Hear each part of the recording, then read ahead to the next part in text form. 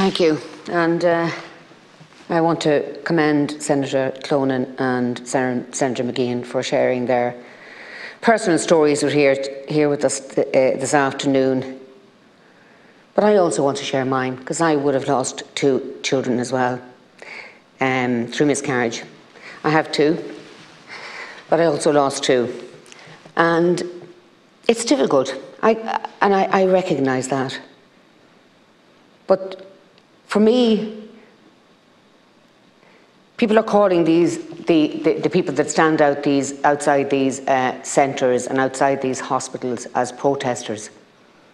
I wouldn't call them that, because to me they're not protesters. They are engaged in prayer, quiet prayer, for the unborn and for the mother. So, for me, not that I witnessed these outside the places where I had my children in the UK, but I would have felt comfort in knowing that there was somebody outside that door praying for me for what I was going through in those losses, and praying that, you know, even my births of my children would have gone well. And some of them, one went well and one didn't go so well. So they don't intimidate me in any way. And I'm sure they don't intimidate many, many mothers in this country, because they are there engaged in quiet prayer, praying for the unborn, praying for the mothers that are about to give birth. Prayer it has many, many forms.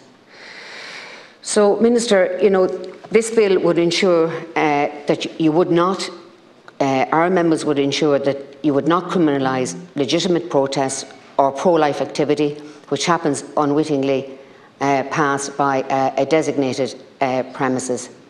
In Dublin each year there's a March for Life, which attracts around 1,000 people or more participants who pass peacefully through the city centre.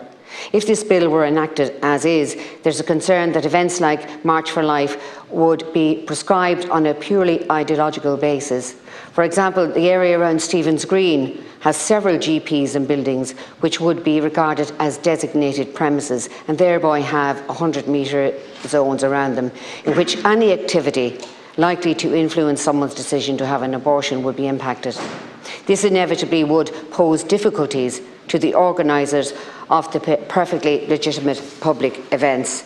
The right of citizens to freely organise legitimate protests, gatherings and rallies which stand for the pro-life message must be protected.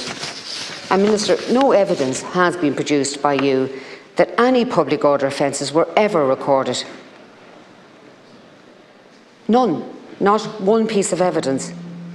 You know, I'm shocked that a government is so afraid of the people of faith of this country, the people who gather quietly outside the hospitals and the centres.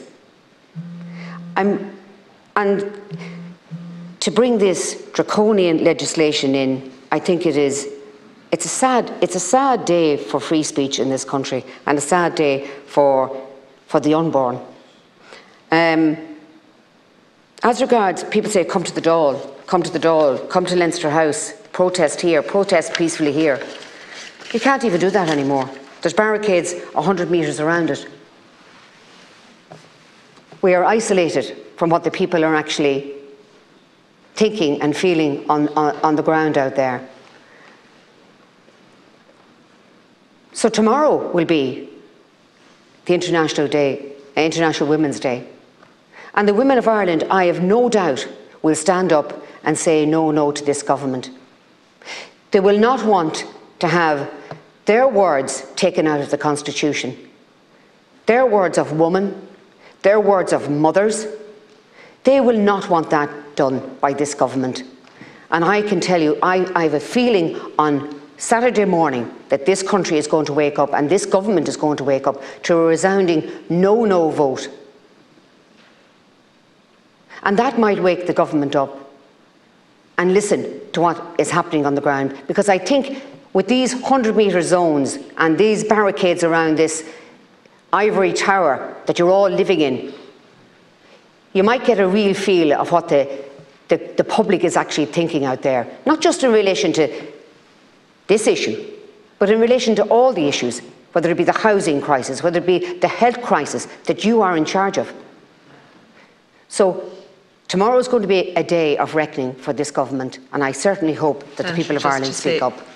We're on amendments 3, 4.